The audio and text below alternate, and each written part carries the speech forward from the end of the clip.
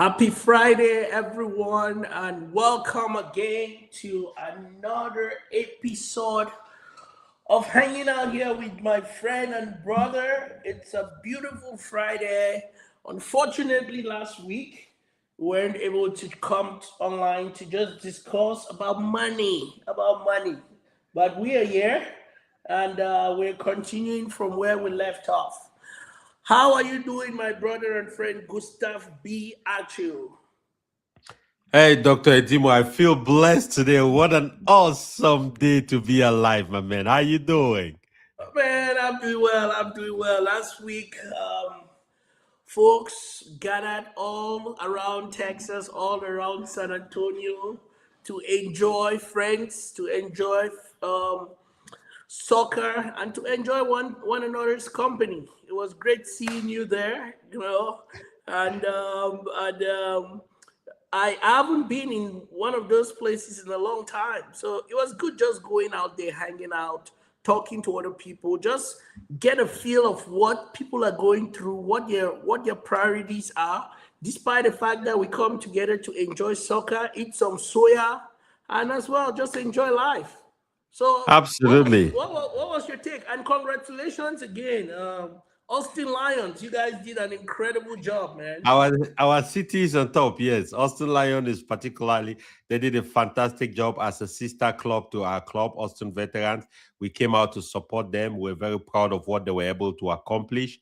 We really believe that, Austin was able to represent its dignity as the capital of the great state of Texas. Yeah, yeah, yeah. It was fun. It was a great joy to meet you, bro, to meet a lot of other people. I really think that is one of the most socially impactful events in North America, the veteran tournament, because we come from a culture where veteran soccer is a big part of our story, it's a big part of our tradition, it's a big part of our history, and a part of our fabric in the community. I believe as the years go by, it's going to improve, and we're going to leverage that huge and impactful platform to create a lot more sensitization around what we do, to bring a lot more people on board, especially different communities who we live with on a daily basis, and also to create significantly deeper impact in the communities that we are living in and that are affected by our presence. Absolutely, absolutely. You couldn't have said it any better. You remember before we even jumped online, we were talking about some of the communities that we bring or that we hang around with, and especially like something like the veteran tournament. I know this was a Saudi veteran something, I don't know, The SVT. Southern Veteran Tournament, yes. So it Yeah, involves but the the state of overall Texas, Louisiana, and, Oklahoma. yeah. So the overall veteran tournament brings in about $45,000, 45,000 people annually, Over the and 5 day period. we're just talking about the value of that.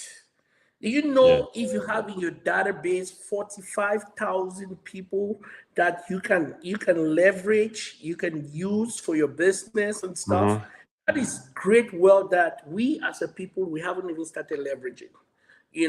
Because I think if we start leveraging this is data that we can even sell, right? And Absolutely. get resources for the veteran tournament. But I hope someday we will get there, Hmm. because there's just I work in data. I see the power of data, Correct. and especially now with artificial intelligence and everything, data is Hmm. key. Just for us to piggyback, the past couple Hmm. weeks, multiple And companies. before Go And before ahead. you go, Dr. Duma, you make a very powerful point there about data. I like the way you present that, especially because I'm a little privy to some of the workings of the NVT. Now, the NVT is the National Veteran Tournament that brings soccer teams from all across North America, Canada, and the United States. This year, it's going to be happening in Tucson, Arizona, the weekend of Labor Day, and it's bringing together 52 teams. You are Wow. very right. I spoke to one of the marketing leads. He's the marketing manager for NVT, the communication manager. And he told me that the biggest challenge they've had over the year is to show data to these companies. So, for example, last year, the event happened in Ohio.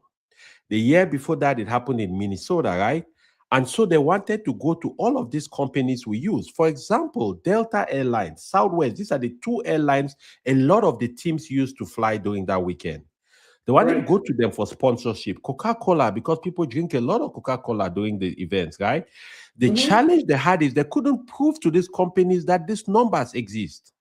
And so right now, what the biggest challenge is for them, I know that. And if anybody is listening, we have some creative ways by which that data can be collected. Is how do they collect the data and aggregate it?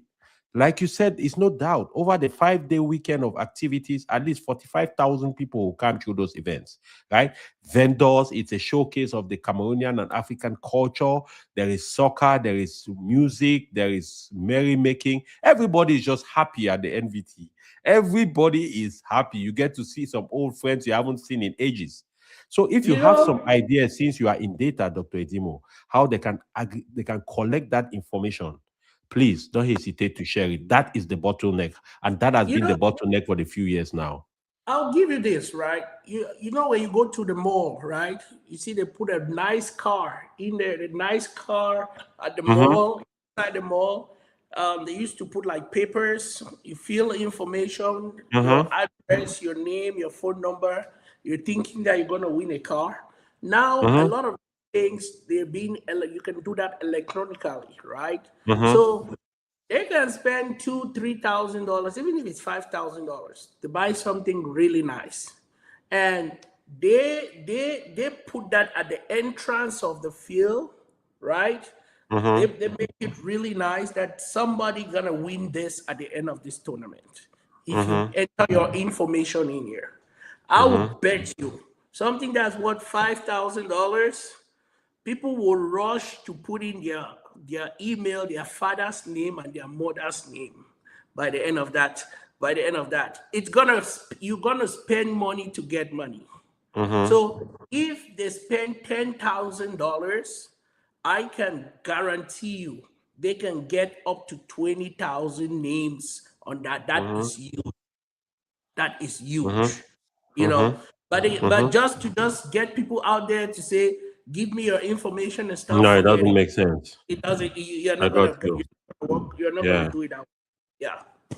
So that'll be one of the easiest way to for them to start gathering that information. And if they Mm-hmm. do that 2 to 5 years consecutively, I'll guarantee you they'll have close to 100,000 Correct. individuals on that. Names. Yes. Yes. And they can use. Well, that's a good one. Thank you for sharing that. I'll take it to them. Yes. Mm-hmm. All right. So it's another beautiful day, and as I was saying, you know, the past couple weeks, companies have been reporting their earnings, right? And Yes. these companies have been doing an incredible job. You know, as I rightly said, I work in data. I've seen how data has transformed a lot of these companies. Data continue to transform with the help of artificial intelligence, decision making from leadership perspective, from management perspective, things are quick. Supply chain issues are being resolved at the fastest pace that we've ever seen. Artificial intelligence is streamlining the entire ecosystem on how business operates. It has never Correct. been like this. So the end result is some of these companies that were struggling to even understanding their data because the data was so big. Right now, those data have been streamlined. It has been iterated and it has been brought to them at the finest level that some of these companies and leadership can make decisions at the fastest level. So that is Absolutely. why we are seeing this blockbuster reporting that is coming out from these companies, and their stock prices just continue to skyrocket. We are Correct. not going to go too much into that today because we want to talk about why do people continue to work so hard that they find it difficult to break even. And Yeah. you, my friend Gustav, you have experienced bankruptcy, foreclosure, and major setback in your life. You came to the United States, I don't know, it's 50 years ago. Just kidding. It feels that way, right? It feels like I'm a dinosaur. Yeah, 25 years ago. You came to the United States, you've worked your ass off, you've done everything that everybody that have been taught about the United States have done. And today, I would say you're semi-retired, you're doing your purpose, you found your purpose, you're enjoying the business that you've created, you're building. What lessons did these failures teach you that success never could? Wow. That's a good one, Dr. Dimo, especially because they say most of the beautiful things in life must go through the fire. If you think about diamond, to get it shiny, clean, and presentable to sell to the world market, it will go through that process. You think about gold, you think about all those things. Yes, you're right. I have gone through bankruptcy. I paid hundreds of thousands of dollars to the bankruptcy court on private debts. I have foreclosed on two homes, my primary home and a rental property I had.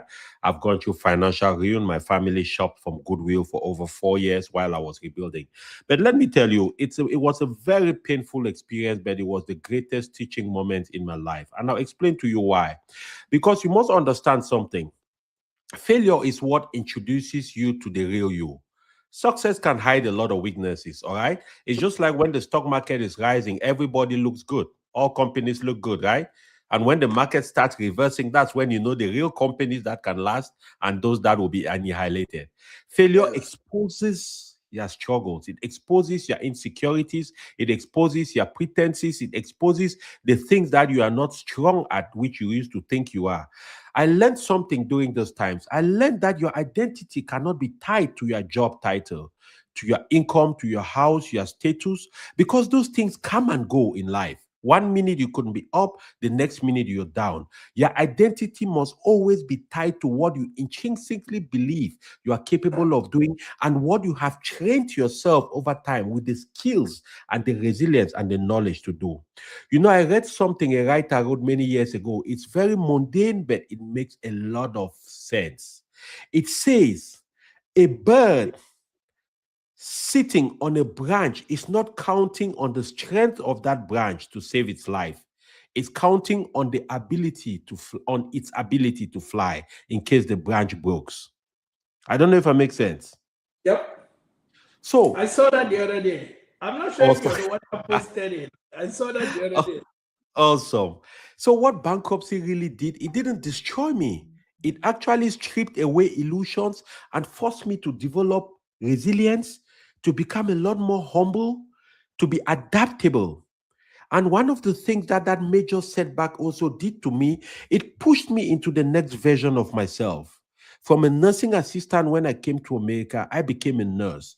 From there, I went to Berkeley, pursued a graduate certificate in business and international marketing. I left the University of California in Berkeley, one of the top schools in the world. I went straight back to Africa 2 years after, 2 days after my graduation. I was on a plane flying back to Cameroon. I went to Cameroon. I did business in Cameroon, Congo, Gabon, Nigeria, opening the markets over there for distribution of natural health products. And the business didn't work like I expected. So I was coming back 3 years later, completely broke, completely finished for a gentleman at that time who was leaving America, going to do the business in Africa. My family, my wife, and myself, we had over 6 figures saved up in the bank. We had a comfortable home we're living in. And that single decision took my family back about 10 years. So it wasn't easy starting to rebuild again. But I think one of the very important things this thing taught me, and when I was going through the process, you don't realize it until you look back, is that it taught me that most of what you are going to get in life, somebody is going to give you. What I mean by that is most opportunities you'll get, you work hard, you will train yourself, you get the skills, but somebody will open a door for you, somebody will interview you, like you, and get you into the job, somebody will tell you about an opportunity. Because during this time when I was rebuilding my life, I had just come back, I ran through surgery, I dusted my LVN license I used to have, went back to work as a nurse. I had 4 jobs making about 60 grand a year, never seeing my family. And one day I was just talking to a cousin of mine who I hadn't seen in a while. He lived in Maryland at that time and he still lives there. And he told me he's doing something called Oracle Database Administrator. And he said, listen, bro, I can't explain it too much. I just started my job. I understand what it is, but this is my first gig. And then he forwarded to me his paycheck, a screenshot of his paycheck, Dr. Edimo. And that changed everything for me. Wow. I said, what? He said, listen, brother, if I can do it, you can do it. He encouraged me. He pushed me. He made me believe again in myself. Because what happens sometimes when you have temporary setback is that it hurts, it affects your perception of yourself. And there is one thing I've always believed in life. It doesn't matter the name they call you. What matters is the name you answer to. And that name you answer to is what you believe in yourself, that you are who you think you are. So I went and did the Oracle thing. 1 year after I landed a job, it took me to Austin, Texas, where I've been now for the last over 10 years. And everything changed about my life. From where I used to be, the losses I had, I filed for bankruptcy for about 7 years. I was unable to buy a house because my credit was totally affected. And I filed for Chapter 11. Chapter 11 basically means I paid back all my debts. So my debts were not canceled. So you can imagine how hard I had to work along with my wife to pay back all these debts and get ourselves back on track, right? But looking back now at all of that, what I've been able to do with my life after that, I don't think I would have ever been able to achieve some of these things if I didn't go through that baptism of fire. Because what that baptism of fire did to me is that it gave me a clear sense of direction in life, number one. It gave me a clear sense of reality. Because, you know, a lot of times in life, we when we do projections in our life, we never project the unforeseen. We never project for the time when things don't work the way we want. We never project for when business is going to fail. You might file for bankruptcy. You might feel hurt. You might even go through a period of depression where you don't really know what you're up to in your life. We don't project for those times. But the only thing that saves us from those times is when we are going through those moments, no matter how the present situation represents, in the back of your mind, in your heart of hearts, you know that you are an eagle, but you just have a temporary fracture on your wing. So if you are landed in the pen with chickens, it doesn't mean you are a chicken. When your wing will get better, you will flap your wing and you will be able to fly again. And I'm living testimony to that. The third thing it did to me, Dr. Edimo, let me wrap this one up, is it gave me a renewed necessity for why everyone needs to define what success is to them. Because it helped me define what success means to my life. What are the things that have meaning to me? What are the things that I could care less about? What are the things that the world is trying to push to me to make me feel like it's valuable? And what are the things that is truly valuable to me? Because when you define those things very clearly, what happens is that you start dancing to a different drum. And I usually like to share this example. There is a nightclub I saw that I think in Japan or somewhere. It's a new model that they started and they were testing it out. In that nightclub, everybody, once you come to the club, you pay your ticket, you get into the club, they give you a set of earphones. And you put the earphones on and then you play the kind of music you like. So you could be in the club and you are 500 of you and people are dancing to different beats. So you looking at the people dancing, one person is dancing conga, is salsa. The other person is dancing Japanese beats. The other one is dancing Afro beats. To you that is watching, it looks like madness. But you don't know why they are dancing that way because they are listening to a completely different beat in their ears. Life is like that. What is the beat that you are listening to? What is speaking to your mind, to your soul, to your heart? Those are some of the things that I learned during this very difficult process of bankruptcy. I certainly would not wish anybody to have to pay that kind of a price to learn the things I learned. Let me be honest with you, right? It was a very difficult process. A lot of my very close friends, they always remind me, they say, Gustav, man, you know, man, we get inspiration from you. Some of the things you've been through and you're still able to pick up yourself, dust yourself, have a positive spirit, keep pushing, keep building, keep optimism up. It's incredible. I remember like in 2021, and this is just an example. to give you guys to explain exactly how some of these difficult moments in your life train you. In 2021, I can never forget, Dr. Edimo. It was May of 2021, end of May. My dad had just died on the 4th of May. So this day, I had taken 2 days off from my job. I was working at that time for one of the top Fortune 500 companies, Oracle. And I'm driving along New York Avenue, heading to the Cameroon Embassy on Massachusetts Street in Washington, D.C. And my phone rings. I look at my phone. It's my manager. I pick up the phone. I say, hello. I say, how are you? He says, fine. He said, how are you, Gustav? I said, I feel blessed today. It's an awesome day to be alive. He said, I know, Gustav, you always have this positive outlook about life. Man, I'm sorry again about your dad. I know you took 2 days off to go make arrangements to repatriate the remains of your dad to Cameroon to bury him. But I got bad news for you, man. We are laying off some staff in the company, and unfortunately, you are one of them. I don't plan to be a bearer of bad news, but this is my job. I just have to tell you. I mean, Dr. Dimo, I am driving on the street heading to the embassy. Don't forget my hero, the man who gave me life, the person I've looked up to all my life and want to model myself around him, has passed away. He passed away in my own hands. I held his hand, prayed with him, and he died off. And then they're telling me that I'm not only going to bury my hero, I'll be coming back to the US without a job. At that time, my wife is in school. I'm the only person handling over $14,000 in bills. Man, for a minute, I had to clear off the car off the road. And I held my head in my hand. I felt this rush of hot blood rising to my head. I felt lightheaded for a moment. And then I told myself, Gustav, come on, man, be a grown man. Don't act like a child. You gave them permission to feed you. So you gave them authorization to starve you. You know that the only thing that is permanent is change. You know that the only loyalty Fortune 500 companies have is to the stockholders. It's never to the employees. But Dr. Edimo, you know what? That moment, what helped me in that moment, what saved me at that time is not the fact that I had started investing already and I had some money at least in my brokerage accounts that I could live off of while looking for another opportunity. But most importantly, is the fact that I had already gone through that movie before in my life. So I knew how to restart, right? And when it happened to me the first time, I had vowed to myself that I'll never be caught unprepared again in my life. Wow. Wow. Wow. I like this. Most of the beautiful things in life must go through fire. Yes. Yes.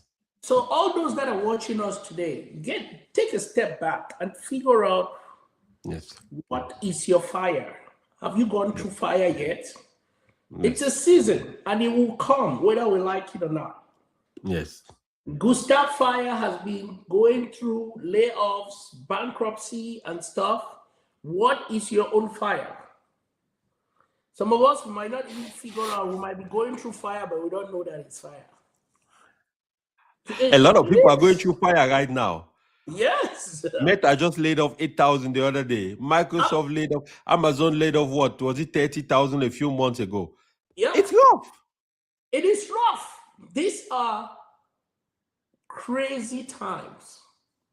Yes. And when we sit here every day to talk about investing, building a nest egg, starting with that emergency fund, that 3 to 6 months of expenses, having a 401k, a retirement account that will take you into retirement. But if rainy days come, you can lean back on that to help you. Yes. You know, putting something for your kids. When tomorrow they are going to college, they can rely on that. Paying yourself first, not going to that bar or going to that mall whenever you get paid. These are real talks. These are real talks. I saw something in a friend's Facebook status today, and he said, "Don't call me only when you have problems. Call me when you're doing well, just to check on me." So it comes back to our mentality about life and just living life And it doesn't necessarily mean that you get laid off. Some people just fall sick. They Yeah, can't work anymore. correct. They're the breadwinner of that house. And that's Mm-hmm. why when I talk to most of my clients, right, especially during my discovery call, is to understand your entire ecosystem of your household. Absolutely. Because that gives me a better perspective on how to coach you. Because if you're Absolutely. that one that works, the husband is at home or the wife is at home, you're just one step from bankruptcy. The day you fall sick, the day you lose that job, it's not gonna happen. But I like the way you went through your fire, and I like what you said as well. You gave them the authority to feed you, so you also gave them the authority to starve you. I gave And them from that permission to feed me. permission, By yep, that, I'm giving them authorization to starve me. yep. So that mindset shift was incredible. Yes, And it didn't come easy. If you weren't put in that position of hardship, correct. I don't think you could have been where you are today. Fact. So 100%. you often say life gives you what you demand, not what you deserve. What do you mean by that? Dr. Dibo, I like that. I love that. I love that. You know why? Because the reality of the matter is what? Yes, life will give you what you demand, not what you deserve. In fact, I can go further to even say life will not give you what you deserve. It will give you what you negotiate for. Because the world truly doesn't reward potential, it rewards action and results. Boom. I can tell you the number of people I grew up with who have great potential never amounted to anything. I was watching a documentary by LeBron James many years ago when he just got drafted in the NBA, and he went back to Canton, Ohio, where he was, Akron, Ohio, sorry, where he was raised, where he played high school basketball. And he did an interview with a schoolmate of his and a classmate of his who went to another school. But that guy, LeBron, confessed that he's one of the most talented basketballers he ever saw in his whole life. And he still believes he's the most who might have ever lived. And what happened? He didn't amount to much. The potential ended in high school. He became indisciplined. He didn't want to put in the work. He wasn't focused, got himself in trouble, and ended up not even being able to finish high school, talk less of getting into the draft and being able to play for a basketball team. Many years after, about 20 something, like when the guy was 20 something, he tried to revive his career too late. So life will not give you what you deserve. Maybe to him, he was thinking, you know what? I deserve it. I have talent. You know what, Dr. Edimo? Many people believe they deserve success because they are good people, because maybe they have a certain talent, because they have a certain skill, because they have a certain gift. Success usually comes to people who become the people that are capable of handling and paying the price to success. Yep. Your True. standards will determine your future more than your wishes. If True. you tolerate mediocrity, life will give you mediocrity. The question isn't what do I deserve? The real question, what am I willing to pay to get what I want? At every point in my life, I have always paid a price for everything that I've gotten. And everybody, if you look at your own life, you will pay a price for everything. They say an apple a day keeps the doctor away. Away. Okay, good. You will not just get up one day and eat 10 apples and you think you'll make up for the last 9 days. Okay? Right? They say an apple a day keeps the doctor away. So what it means is every day, happy or not, every day, whether you like it or not, every day, whether you feel like it or you don't feel like it, whether you are early or late, whether you work late or not, try to eat your apple. Because if you eat the apple a day, most likely you'll keep a doctor away. You will not wait until the 100th day and you say, hey, that left knee has started hurting. I'm feeling like this is happening. And then you want to eat 30 apples and hoping that it will make up for the last 30 days and it keeps the doctor away. Life doesn't work like that. And I really like this question you asked, Dr. Dimo, especially because as a people, we have this sense of entitlement a lot. We believe we deserve. You get a pay raise. I deserve to treat myself. I've worked hard all year long. You know what the statistics tell me? Most people spend 90% of their pay raises on frivolities. Yep. Can you imagine if they could just take that pay raise and spend 25% on themselves and put 75% to multiply for them? What they will do? You just talked a few minutes about some simplistic things. And these things are simple, but they're not easy. You talked about building an emergency fund. You talked about paying yourself first. You talked about being able to make temporary sacrifice for future gains. Guys, these philosophies will never change. Whether it's us saying it, is Dave Ramsey saying it, is Tony Robbins, is 2,000 years from today. These same philosophies, I read it in The Richest Man in Babylon. You read it in The Richest Man in Babylon. It hasn't changed. This same philosophy, you go into the Bible for those who are Christians, it's the same. The philosophy of the ants. Go ye sluggard, build slowly, have multiple streams of income, because if something happens to one, you can make money using the other. Even the Holy Bible tells us that. So if you are trying to do something extraordinary, it is good. But first of all, cover the fundamentals. Understand that the success that will come to you, the good things that will happen to your life, it will not be because you deserve it.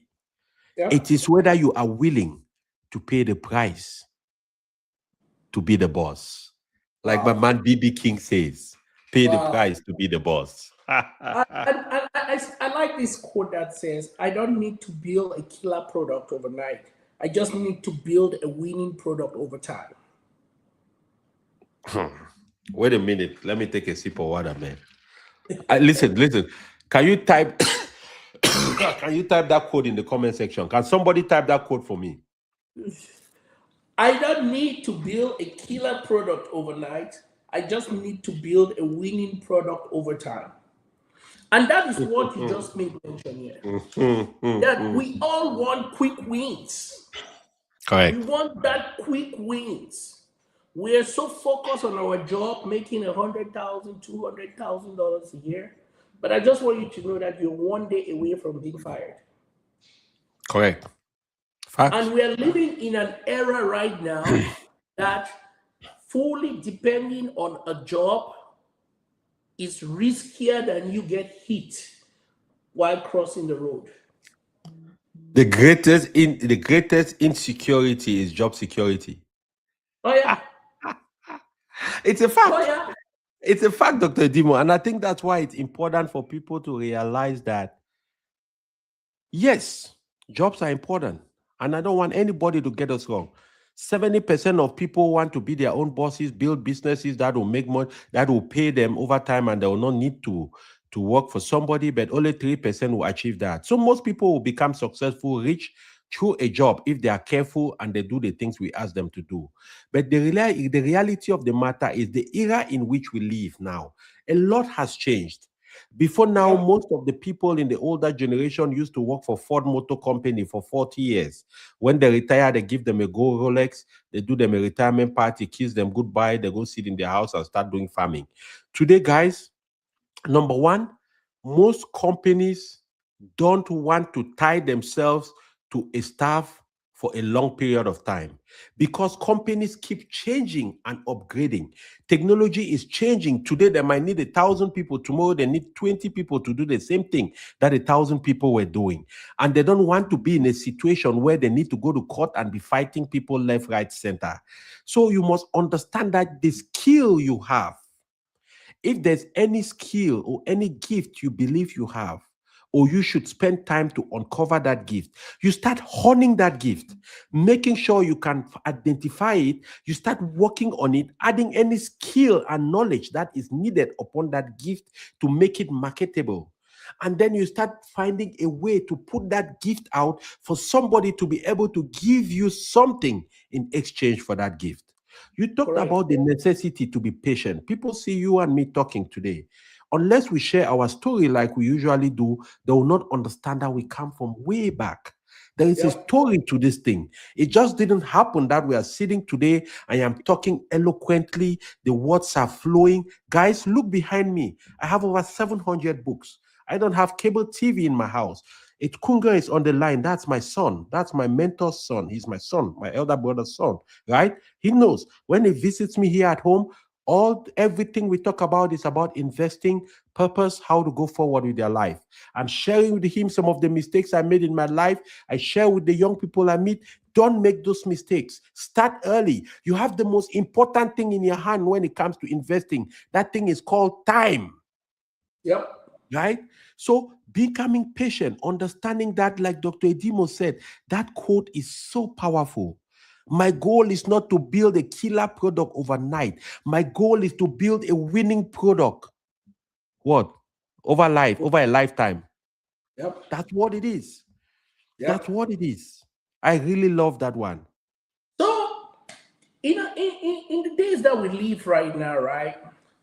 Many immigrants work so hard for decades, but still don't build wealth. What do you think they're missing? What is going on? We see people these days, they're making 100K.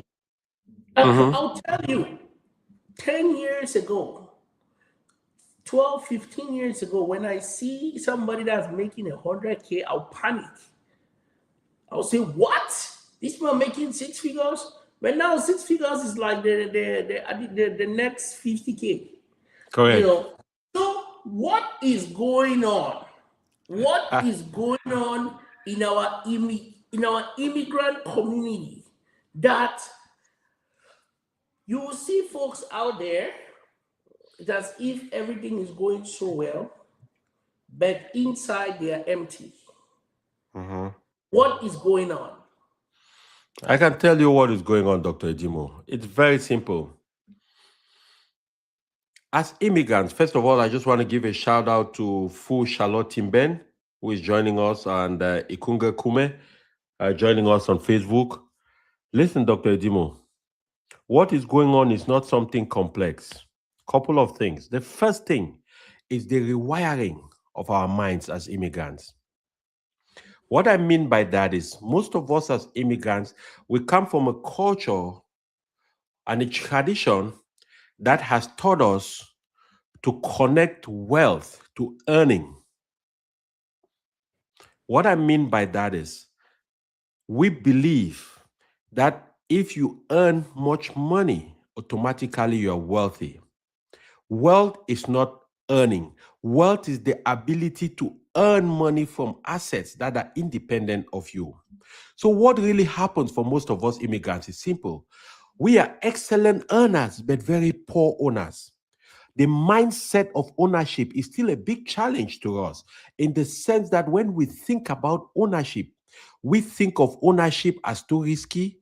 We think of ownership as a faraway concept.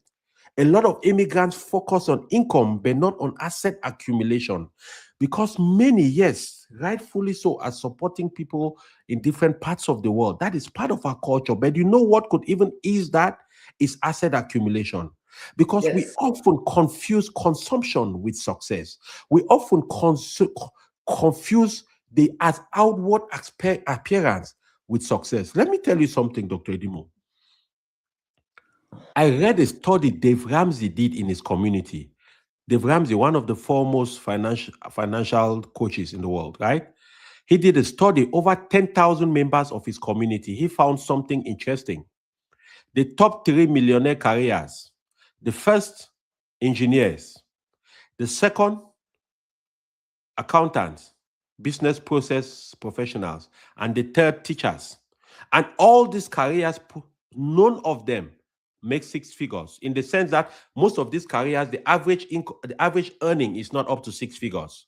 If I had asked you that question, you will most likely tell me doctors, nurse practitioners, right? Because these are people who make a lot of income upfront.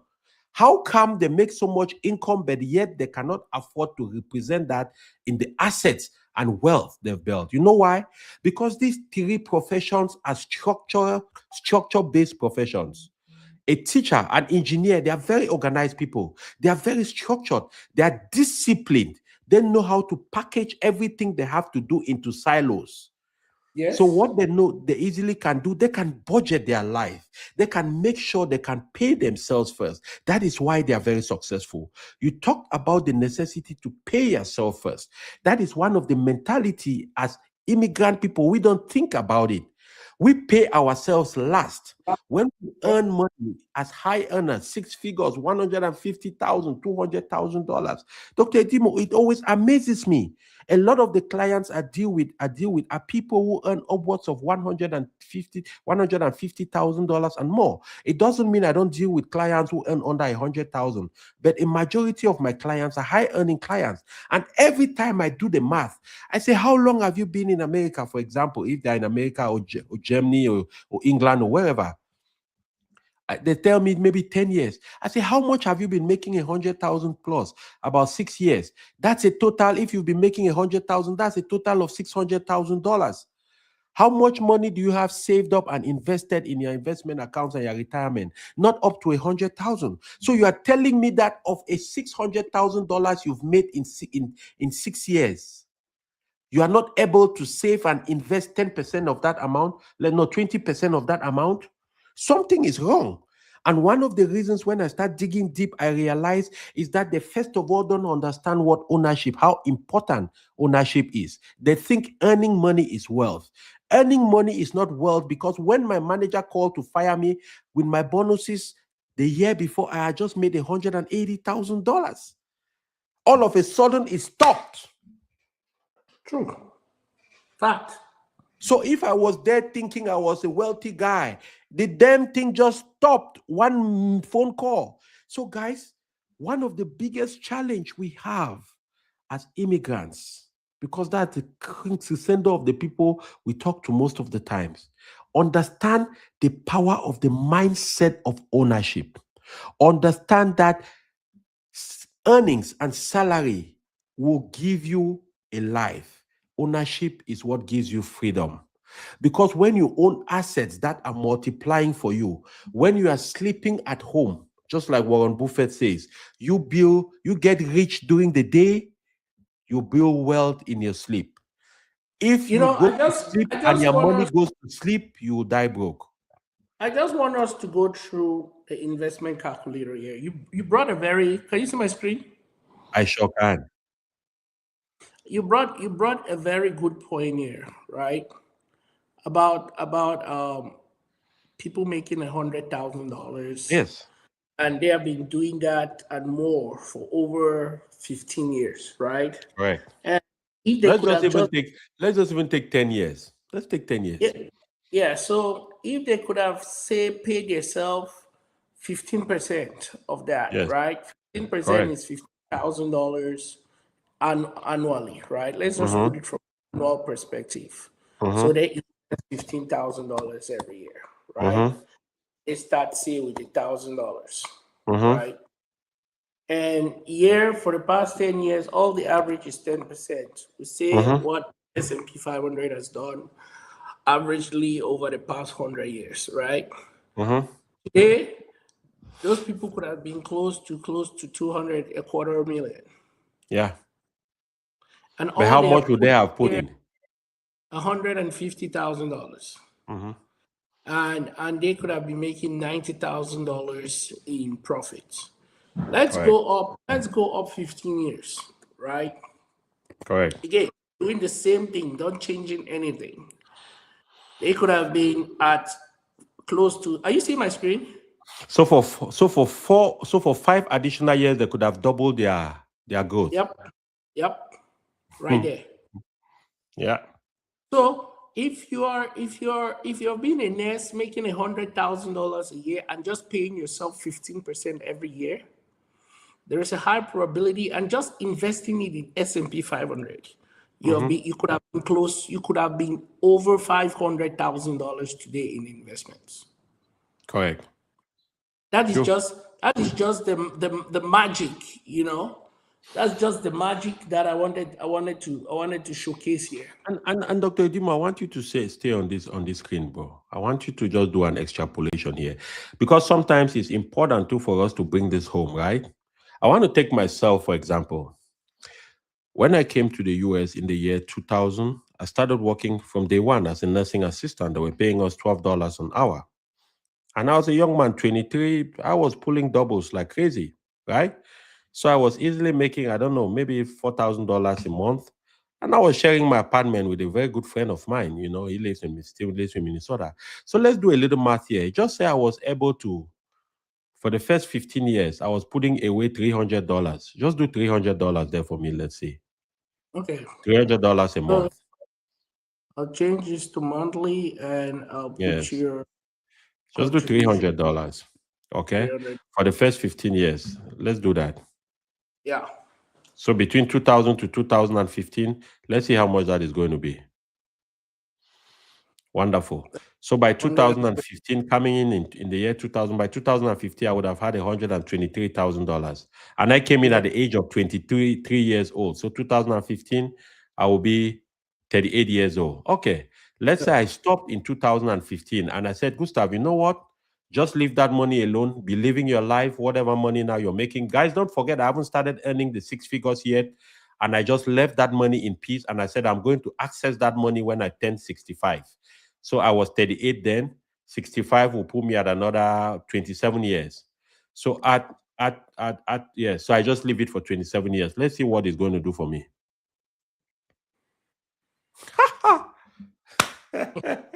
So, but here is what is even more interesting, guys. Now, remember, this is what I put together the first 15 years. I stopped at the age of 38. But at the age of 38, I was already in the IT industry, about 2 years old. So from the age of 38, all the money I've been making is not included in this. Of course, I had different 401ks. I've had multiple businesses. I've made profit, made losses, but I've made more money after the age of 38 than I made before the age of 38. So let's do another projection here. So in this one, rather than the 300, let's say you've been contributing 500 and you're still chopping your life, you're doing whatever you want to do, right? And that is it. Okay. So after that, after the for the 27 years, I was contributing 500 more. Yes. Okay. So it take you to 2.3 million. Yeah. At S&P 500. So at 60, if you started with $300 for your first 15 years, and after that 15 years, you do 500 years for the next 27 years, that could have taken you to 60 years. You'll be sitting at 2.3 million. And this is just at 10%. The market has done extremely well over this period. So again, this is not rocket science. So I just want us to start running numbers while we make while we do this, and folks can get a better understanding of what we are talking about. Fact, Dr. Edimo. Fact. I like that. It gives some reality. Right. We still have a couple minutes here. Let me ask you this. If you happen to sit down today with a 20 or 25-year-old immigrant or who was born in this country, I just started a program which is called World Smart Next Gen, and we're starting cohort 2 tomorrow. Our cohort 1 ended. We had 15 kids that registered. Cohort 2 starts tomorrow. We have 17 kids that registered. That's awesome. It's incredible, and this is just for 4 weeks. $399. This is the best gift that any parent can give their kids at this time. This is summer holidays. Most of these kids are home. They don't have anything to do. We give them homework at the end of each session that they can go start working on in preparation for the upcoming session. Some of us come to this country. It's a mistake that you've made. If you had somebody that could advise you or give you this kind of advice when you came to this country, it doesn't mean that you still couldn't have made mistakes, but you could have made different mistakes. And maybe you had a higher probability, a propensity for you to be better off financially today as compared to what you did not know. And this is the platform that we are not just giving just adults, we're giving opportunity to kids as well to start learning these basic financial literacy habits that they're going to use for their lifetime. Because our goal, and my goal, I hope, is the goal for most parents, is not for my kids to stay in my basement when they are 30. By the time that these kids are 30, everything being equal, 40 or 50, they should be towards financial freedom. They should decide whether they want to work or not. So this lands me to my question. If you could sit down with a 20-year-old today, what are the first 5 things you tell them to do?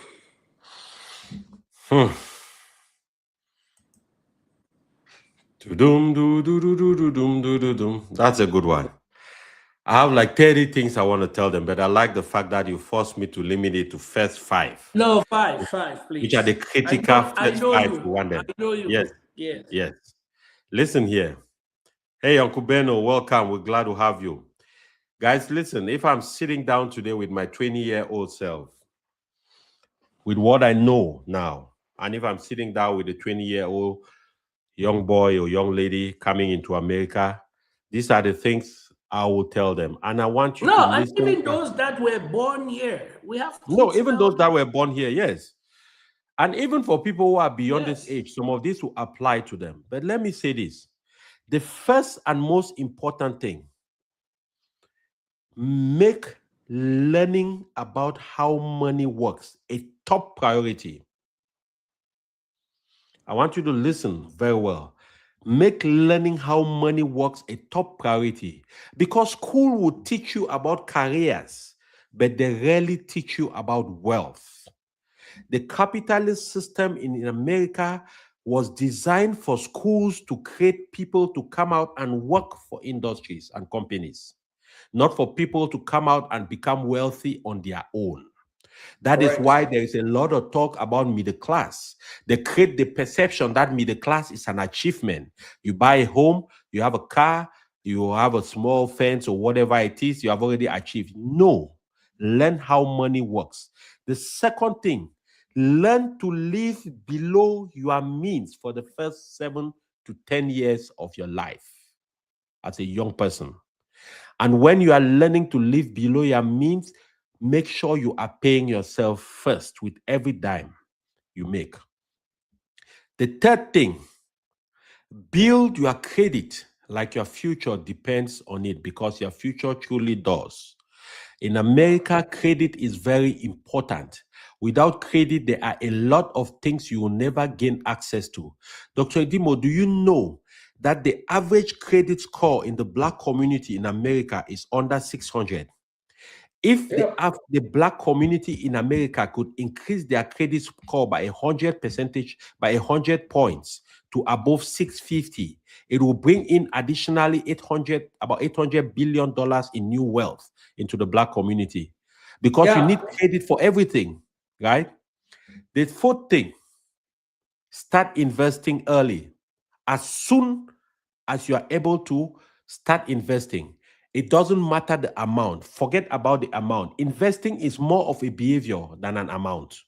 If you cannot discipline yourself to invest $50 out of $200, you will not be able to invest $5,000 out of $200,000. I will tell that to you free every day and 2 times on Sundays.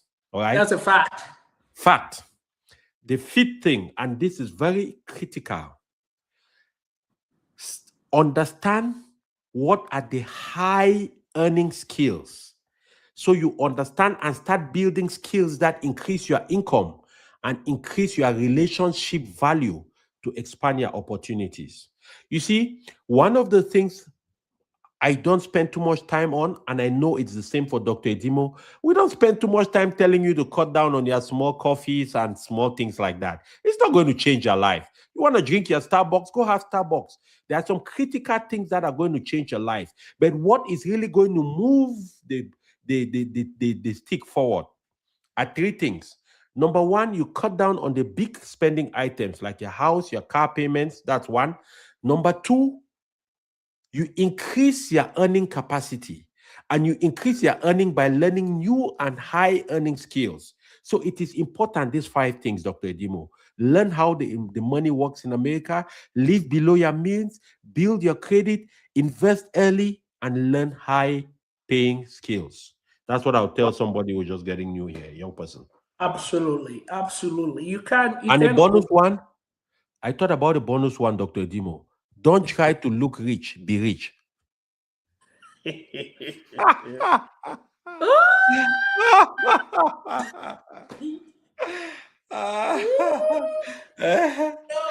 Just be rich. Don't try to look it. Just be it. I tell people, I look at my closet, right? I look at my closet every day and I say, wow, it appears 20% of my overall earnings Went and to then clothes and shoes. absolutely. Fact. No, it's the And truth. It's the truth. that is the mindset that we have. I remember there were times that when I get paid, I have to. It was like a sickness in me. I have You to have go. to you have to reward yourself. Yes, I have to go to the mall. You deserve I'll it. buy T-shirts. Now I have all these things. I don't even wear them. You see me wearing the same kind of things all the time. You don't even wear the things that are in there. Once in a while, I'll put a pochette and go out there and wear a nice shirt and a trouser. These are things that I bought 2, 3, 4, 5, some 10 years ago. Again, I'm not telling anybody not to. Still, what I tell people is do what you like to do, but don't neglect the most important things that you have to do. Correct. That's powerful. So what am I saying here? If you like shopping, right? Shopping should be the last on your list, not the first. Correct. If you're taking care of your emergency fund, if you're taking care of your retirement, if you're taking care of your 529 or OCMR account for your kids, if you're taking care of your investment account, come on, you have a little bit to splurge. Come on, why shouldn't you do that? We don't sit here to tell you to be very conservative in a way where you cannot even go and sit at Starbucks and order yourself a cappuccino or no. And if you want to still live that lifestyle and you don't have the means, go look for ways to make extra income so that you can still live that lifestyle. Nobody's telling anyone here to cut your expenses. And no. I'm not in that position. If I want to travel to Cancun and I don't have the money, if I have to get into my car and drive Uber, I'll drive Uber. If I have to create a program that will generate me $4,000 in a year or $10,000 in a year in order to fund that part of it, if I don't have that part of it at that point in time, I'll do it. And that is the mindset shift that we have to start making. You see Richard Bransford. That guy has more than 200 companies. Yeah, Virgin Atlantic, the founder of Virgin Atlantic, Richard Branson. Yeah. So some of them are doing well, some are not doing well and stuff. But it adds up. Dr. Dimo, you make a very powerful point there. Let me tell you, and to our fellow viewers here, let me tell you one of the things that radically changed my perception and changed my life completely when I understood something. The poor and middle class spend from their salaries. The rich spend from the profit their assets have generated. Once you understand that mindset, what it does is everything we are saying here is good. The important thing is the timing of some of those expenses. So the way I do it, and I've trained my family to think about that. I've trained the communities, my communities, and the people who are in my communities to think like that. Every time you earn money, you have to ask yourself a simple question: which is better? I just made $1,000. Is it better for me to spend $100 of this $1,000 right now, or I take that $100, I go put it in a machine that duplicates it for me? And that way, when I'm coming back to spend that $100, that $100 is just 10% of what it has duplicated. And so that my original $100 has duplicated 10 other $100, and now I'm spending just one of those $100. Guys, when you start thinking like this, it will change everything in your life. If you didn't gather anything from this conversation today, hear what I am telling you right now. Because once you understand that mindset, it makes you now be able to become conscious and aware of the power of duplication. So it makes you now realize that, hey, like myself, when every amount of money I earn from consulting, from people paying me to help teach them how to invest on the market, to set up their portfolios, immediately I take that money, Dr. Idimo, the first thing I do, I transfer everything into my brokerage account. Everybody should not do that. I do that because I have a better understanding of how it works. You should transfer the percentage you need to. And I transfer that money into my brokerage account because I know that that money has to start working for me. So that way, when I want to take my family on vacation now in July to Cancun in Mexico, I don't have to take the money I made consulting. I will go to that money that has duplicated 2 times, 3 times, 4 times over. And I take some money out of that while the capital is still multiplying. Because that money you are putting away into an investment fund is like the hen that is laying the golden egg. Anytime you eat that money, you have eaten the hen that is laying the golden egg. So the hen will no longer be able to lay the egg. You should put that hen in a multiplication system, which is the stock market, and then that asset now is giving you golden eggs, and you are eating the eggs while the hen is still laying, and you eat forever and ever. And the day you want to leave this world, you take that hen, you put it in a trust fund, you give it to your children. They will be eating the golden eggs. By the time they are dying, it passes to your grandchildren. They continue to eat the golden eggs. That is how these guys do this thing. You cannot beat that, man. You cannot beat that. I tell people, this is not rocket science. This is not rocket science, guys. It is not. But the thing is, when we stay here and preach this gospel, right? It's not as if investing, you don't need to make a lot to invest. You just need to have that mindset of building wealth over time. Our portfolios will go up, go down, but I'll tell you, we have been there in the worst times, and we have seen portfolios, they go up, go down, and over time, the wealth that is being built, it's crazy. It's incredible. So if you're in these times, and you're not taking advantage of this, incredible wealth that is being built right now, you're on your own. You are on your own. There's just enormous opportunities here, enormous. And again, nobody is telling you to take all your money and come invest in the stock market. Invest something that if you happen to lose it tomorrow, the world is not going to crash. But I'll tell you, the way the US stock market is structured, that is why they have been confident in putting all your retirement in the US stock exchange market. And people retire after working for 40 years, and they can enjoy a retirement for themselves. It's a choice. It's a choice. Awesome. And some people, I usually tell people, don't think that you have to. Some people will tell you, I'll start next year. I don't have the money right now. Can I start with just $500? You can start an account with $20. You can. So, as we round up, my brother. Yes, sir. Let me ask you. This is our last question for the evening. Okay. Yes, I think we've gone quite a bit. Yeah. You teach purpose, wealth, and legacy. What are these three? Which of these three do people get wrong the most, and why?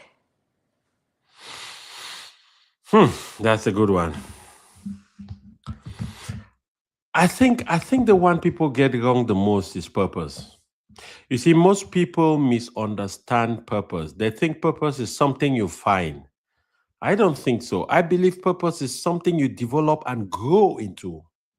Many people chase money without purpose and end up successful but unfulfilled. Others chase purpose without building wealth and struggle unnecessarily. Legacy is what happens when purpose and wealth are aligned over time. So legacy is not only what you leave to people, it's what you leave in people, right? And I think purpose basically is the ability to not only uncover what you're good and gifted with, but also align what you are good and gifted with to something that is practical and can produce an impactful results to somebody else. And in that process, also bring a not only impact, but also bring a reward to you. So purpose basically is the raison d'etre of why you do what you do. What is the outcome of that? What is it that you are called upon to deliver? Because a lot of times people think purpose has to be some big thing. It has to be some global thing.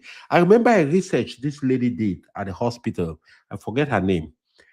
And she was doing a research on how hospital workers not only identify their purpose, but what they believe is their purpose. And let me tell you this interesting result she found out.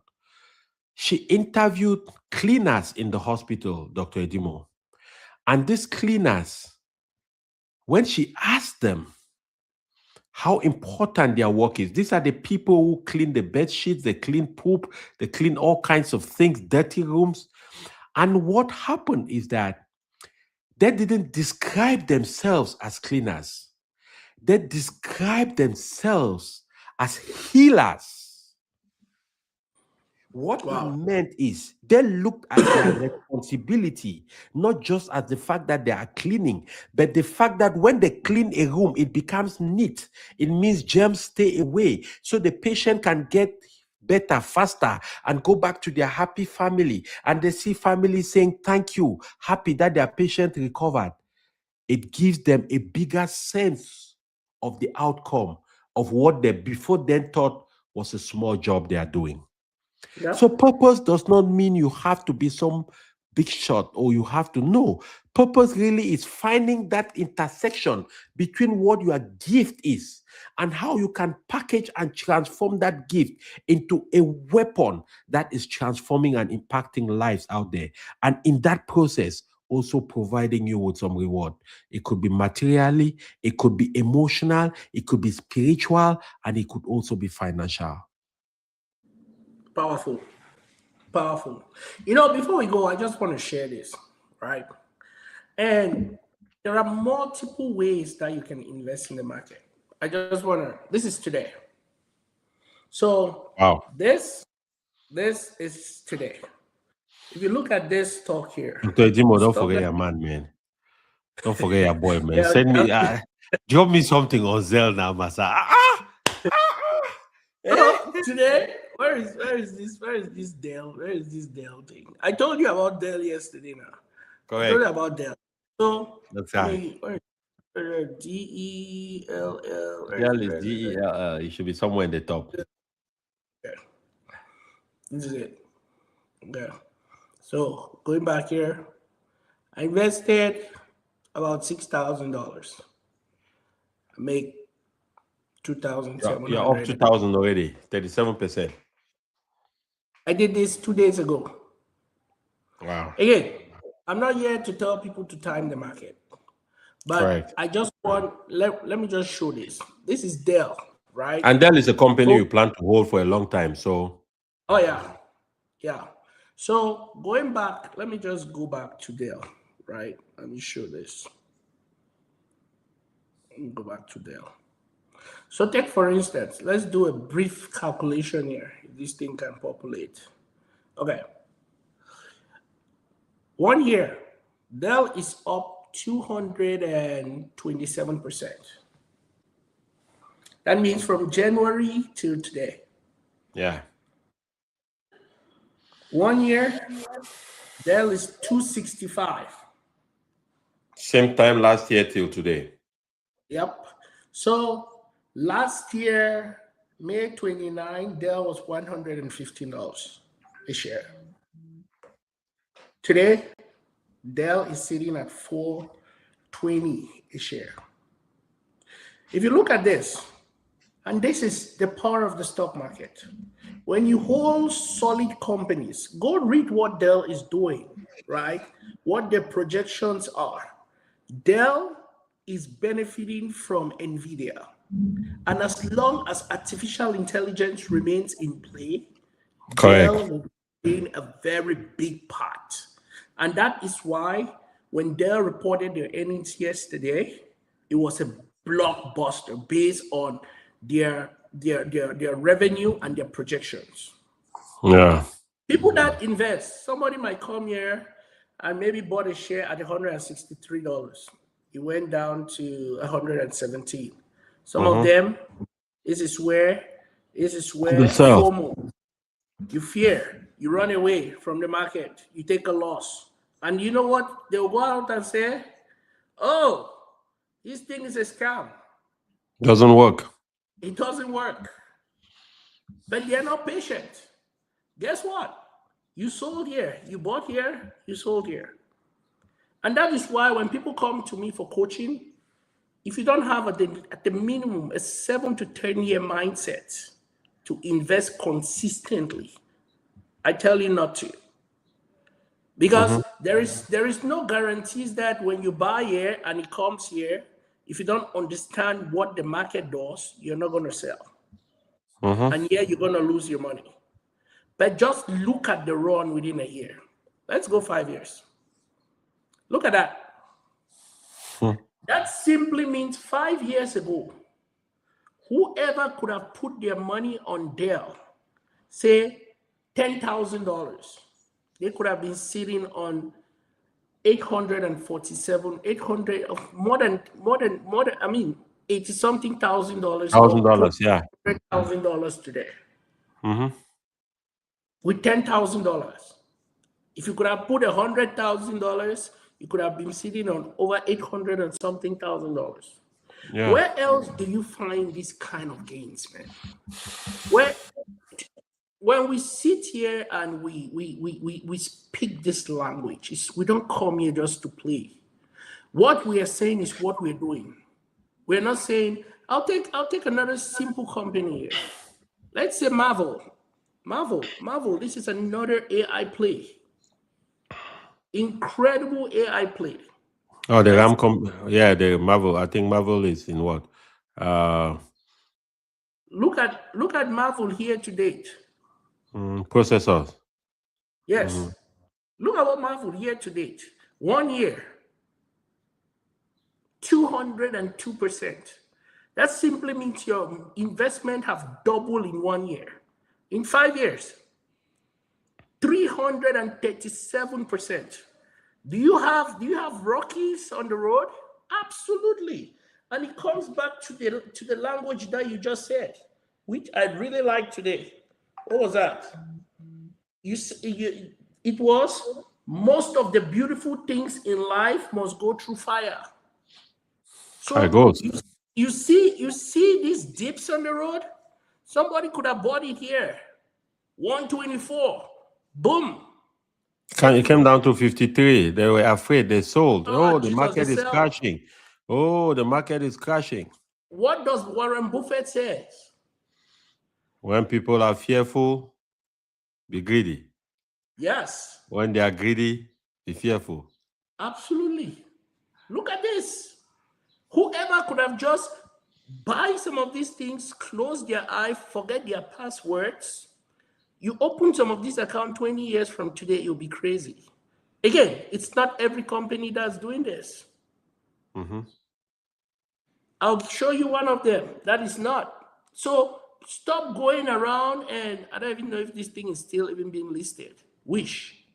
Okay, that one might be gone. Maybe they delisted it. All your marijuana stocks. Let me go to T-Ray. Let me see. I think it got delisted. So okay. Oh, T-Ray is still there. Okay, $5 now. Okay, let's go 1 year.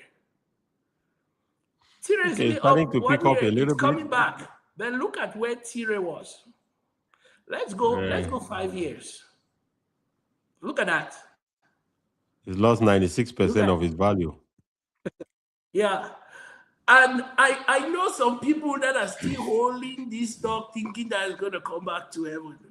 You're just sleeping your grave. This thing is not coming back anywhere. Now, as long as they are not adding more money to it, that's fine. They can just hold what it. Hey, Dr. Timo, man. I know. What a wonderful show, man. This thing is not coming back anywhere. Anyway, I just wanted us for folks to see some of the things that is going on in the market. Yeah. No, let me before I even let me show you one more thing. Mm-hmm. Right here. Back to this, right? Let me go back to this.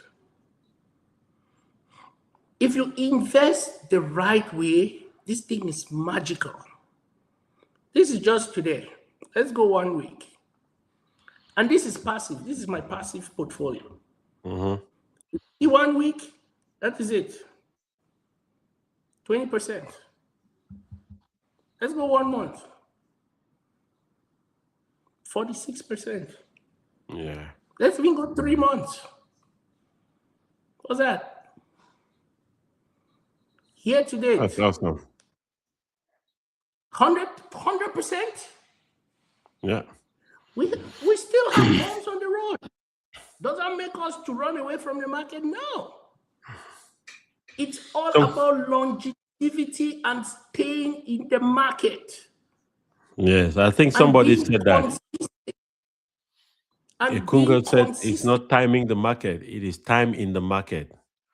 Thank you, Ikungo Kume. Yeah. We have a question, Dr. Edimo. Yes. There's a question from Daniel Fugentu. And Daniel says, what money opportunities are you guys seeing during this summer World Cup? Maybe you should take that. Hey, Daniel, first of all, thank you for hopping on the show today. It's a great pleasure, and always thank you for watching. I'm very excited to get to know exactly how your portfolios are doing and all of that good stuff. But looking at the World Cup, that's an interesting question. For most people, first of all, the money opportunities in the World Cup, there are different layers of opportunities in the World Cup. The first opportunity is the corporate level, right? Where maybe you're a corporate sponsor and all of that. I don't think that's what you're asking about. The second opportunity is certainly maybe getting some official way by which you are maybe a vendor at the World Cup selling some beer, food, or whatever. That is certainly not an opportunity that is available right now because it would have already been sealed months ago by some of the top vendors. Now, the opportunity I see for everyday people like you and me, if you're somebody who maybe has like an online marketplace or business, it's an opportunity where you can do like drop shipping of World Cup gear, World Cup jerseys, World Cup caps, World Cup t-shirts, and things like that. So you don't necessarily need to carry the merchandise.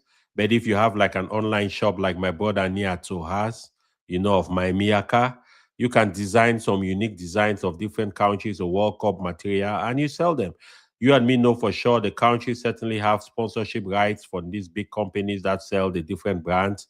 But we also know people can make their own private t-shirts and sell. I have a friend of mine who lives here in Austin, but he plans to go to games in Houston and Dallas. And what he plans to do, he plans to stand out of the stadium and hold jerseys and be selling t-shirts and World Cup memorabilia, flags and t-shirts and things like that. And if the police come after him, he will change his location, go to the other side of the field. And so there are all these different money opportunities for that. You just have to decide which one you're interested in. Another key opportunity when I'm thinking now from the perspective of investing on the stock market in companies, I am thinking of airline companies. Most likely airline companies will see an increase in traffic. Now that is for somebody who is maybe looking at short term, right? I don't invest generally in airlines companies. It's not an industry I'm particularly fond of. But I'm also looking about on companies like go to the World Cup website, look at their different sponsors. Coca-Cola is a sponsor, Nike is a sponsor, and Anheuser-Busch, which makes a lot of the beer which people drink, like Anheuser-Busch, they make not Michelob Light. What's the other popular beer again? The popular American beer. I forget how they call it. Yeah, but course. No, not Course Light. No, the other one. They're very popular. Eh? The No, not the Sekis. Yeah, but they are one of the biggest brewery company in America, right? So when you look at that, you go look at the World Cup website. It will give you an idea of some of the companies that are sponsoring, and you can look at investing in them. But you also want to make sure they are companies you want to hold for a while. I don't believe in short term trying to get some short term quick profit. If you just want some quick profit, then you have to maybe get some physical stuff which you want to sell around the stadium or you want to sell on your website. But you also have to understand there will be stiff competition. So if you're selling on your website, you have to do things that will make your website attractive, that will bring traffic to your website. If you want to sell at the stadium, you want to get around the stadium, be going around with your stuff. There'll be other people, but you can make some money, right? It just depends on how much you buy the t-shirts, how much you're willing to sell them. And those are some of the opportunities that I can just think off my head right now. Yeah, and I just want to add, I'm not in the business of like the first tier of stuff that you do. Maybe yes, that's no. Hope that was helpful. But one thing that I've learned, right, as a long-term investor, I don't time stuff like this. I don't worry of the opportunities in the stock Mm-hmm. market as a result of the impact to the stock market. Mm-hmm. And again, due to geopolitical issues, I'll tell you, the World Cup is not even as exciting as it used to be. Things are pretty slow. You don't really hear the ambience and stuff. Some of these stadiums are gonna be really empty from the look of things. People still gonna be there, but from a stock market perspective, I haven't really taken a look. Sometimes you'll be like, oh, which are the channels or the TV channels that are going to be airing that. Sometimes you see some folks rush into buying things like Fubo TV that did air the World Cup last time. Those things don't have that much of an impact in the stock market. So no, so people that really invest in stocks, they don't go buy Fubo TV because Fubo TV is going to be airing the World Cup. That's I made that mistake. I used to. That's why I said we live, we learn. So don't go, and if you're looking with respect to what impact it will have on the stock market or on stocks, be very, very careful what you put your money in because some of those companies are not really going to go anywhere. The stock market relies on solid companies that have long-term guidance and that continues to make money. So if a company is making money, they have good cash flow, they have good guidance, the customer base is incredible, those companies are going to do incredibly well. If companies are bleeding cash and the cash is not coming back, projections are not good, guidance is not good. Without with the World Cup having them as a sponsor, it's not going to make that much of an impact on their bottom line. All right. What are the last words you have, sir? Man, Dr. Dimo, what a great show today. I just want to remind everybody, for those who might not know me, my name is Gustav Biachu, and I teach first, second generation immigrants who've worked hard, done everything by the book, and still feel behind on their purpose, on their money, and on their legacy path. I teach them how to invest in the stock market, in assets to generate wealth, and I teach them how to use that wealth to create impact, to leave a lasting legacy. So I have a free masterclass every Thursday from 7 p.m. Central Time to 8:30 p.m. Central Time. And I'm going to leave the links to that. Also, I have for those people who certainly would like to meet me one-on-one, so we can do something called your wealth architecture assessment. And this is very important because a lot of people don't invest not because they don't know the importance, but either they are confused, they don't have clarity, they don't know where to start, they don't know what to do. It is always important to have that one-on-one time with somebody who knows exactly what to do to help give you some guidance and give you a way to start doing that.